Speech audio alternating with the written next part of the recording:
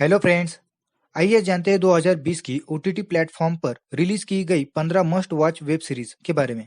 Scam Harshad Mehta, वो नाम जिसे कभी स्टॉक मार्केट का बेताज बादशाह कहा जाता था। एक छोटा सा ब्रोकर जिसका नाम साल 1992 में हुए सबसे बड़े शेयर बाजार घोटाले के साथ जुड़ा। हर्षद मेहता पर बनी ये वेब सीरीज देबाशु बासु और सुचेता दलाल की किताब द स्कैम पर आधारित है। हंसल मेहता का डायरेक्शन और प्रतीक गांधी की एक्टिंग दोनों दमदार है। वेब सीरीज आपको बड़े आसान तरीके से शेयर मार्केट के सबसे बड़े घोटाले के बारे में समझा ले जाती है। पाताल लोक हथीराम चौधरी दिल्ली के आउटर यमुना पार थाने का इंस्पेक्टर है। हथीराम इसे दिल्ली का पाताल लोक कहता है। स्वर्ग लोक तो लुटियांस दिल्ली है। इसी स्वर्ग लोक और पाताल लोक की दुनिया और उसके किरदारों के इर्द गिर्द बुनी गई है। पाताल लोक में कई सारे कैरेक्टर है और ढेर सारी कहानियां हैं, लेकिन देखने वालों को न तो कंफ्यूज करती है, न ही किसी भी स्टोरी का अंत अधूरा लगता है।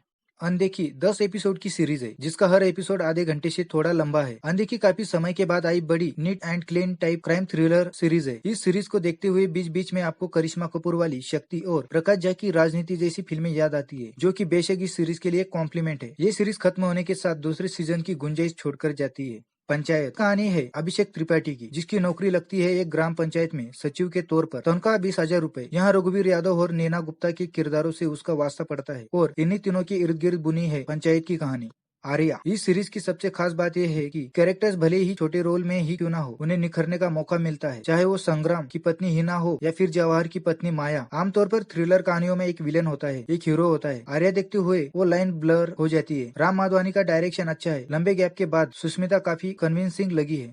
असुर पूरा नाम Asur welcome to your dark side. इसके बारे में ज्यादा नहीं बताएंगे। इस साल की अच्छी वेब सीरीज में से ये एक वेब सीरीज है।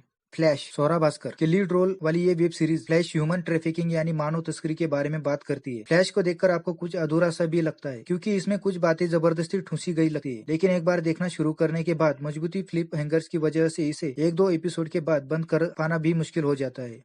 मिर्जापुर 2 दूसरा सीजन ठीक वहीं से शुरू होता है जहां पहला सीजन खत्म हुआ होता है। मुन्ना को उसकी गद्दी मिलती है और गुड्डू अपनी पत्नी स्वीटी और बबलू का बदला चाहता है। इस बार मिर्जापुर की गद्दी के दावेदार ज्यादा है। किसकी होगी यह गद्दी और कौन करेगा मिर्जापुर पर राज, बस इसी की कहानी है मिर्जापुर 2। एक्टिंग इस बार भी सबकी जोरदार रही। हालांकि कहानी के मामले में सीजन 1 भारी पड़ा। ये इस साल की मच अवेटेड सीरीज रही। इलीगल आज से 12 साल पहले की बात है। यूपी के एक गांव की लड़की शबनम ने अपने परिवार के 7 लोगों को कत्ल कर दिया था। तब शबनम खुद पेट सी थी। इसी कहानी के आसपास बुनी गई है। यहाँ इलीगल पाताल लोक और बेताल वेब सीरीज की तरह ही है। सभी किरदारों ने अपना काम अच्छे से किया है। फिल्म के लिए कानूनी दुनिया की भी अच्छी रिसर्च की गई है। आश्रम प्रकाश झा के निर्देशन में बनी इस वेब सीरीज में बॉबी देओल ने काशीपुर वाले बाबा निराला का रोल किया। झा का डायरेक्शन और बॉबी की एक्टिंग दोनों ने काफी तारीफ बटोरी। सीरीज में आस्था के नाम पर चलने वाले ढोंग पाखंड को अच्छे से दिखाया गया है। ये भी कहा गया है कि सीरीज राम रहीम की जिंदगी से प्रेरित है। ताजमहल 1989 5 मुख्य कपल है जो कहीं ना कहीं एक दूसरे से कनेक्ट होते हैं। शुरुआत एक प्रोफेसर कपल से है। पति साइकोलॉजी पढ़ाता है, पत्नी फिजिक्स। लव मैरिज थी अपने वक्त, अब भी केवल लड़ाई होती है। इनके स्टूडेंट्स के बीच अगली पीढ़ी का रोमांच चल रहा है और उनके छोटे भाई बहन की क्लास में उससे अगली पीढ़ी का। हर उम्र के रिलेशनशिप का अलग अलग ट्रीटमेंट है और इनको प्ले करने वाले कैरेक्टर से आप तुरंत कनेक्ट करते हैं। स्पेशल ऑप्स दिसंबर 2001 में भारतीय संसद पर हमला हुआ। उसके बाद देश भर में कई बड़े हमले हुए। तत्करीबन इन सभी हमलों के ऊपर कोई न कई फिल्म बन ही की है। सिनेमा इतिहास में पहली बार पार्लियामेंट अटैक को किसी फिल्म सीरीज में जगह दी गई है और ये किया है नीरज पांडे ने। वेब सीरीज को मिक्स रिव्यू मिले हैं।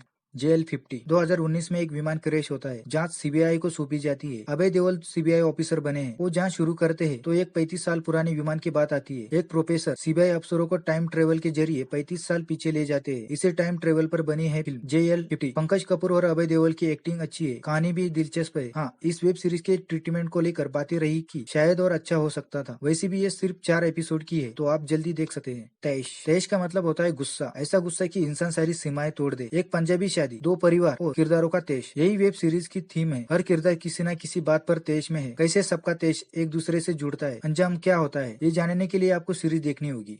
अ सिंपल मर्डर स्कैम 1992 के बाद सोनी लिव में उम्मीद बढ़ गई थी। ये उम्मीद सचिन पाठक की एक इस वेब सीरीज में पूरी तरह बिखरती नहीं है। इंटर रिलीजन मैरिज का बैकड्रॉप लेते हुए ये वेब सीरीज बनाई गई है, जो इस समय में एक हिम्मती कदम भी है। हालिया रिलीज इस वेब सीरीज को अच्छे रिव्यू मिल रहे हैं।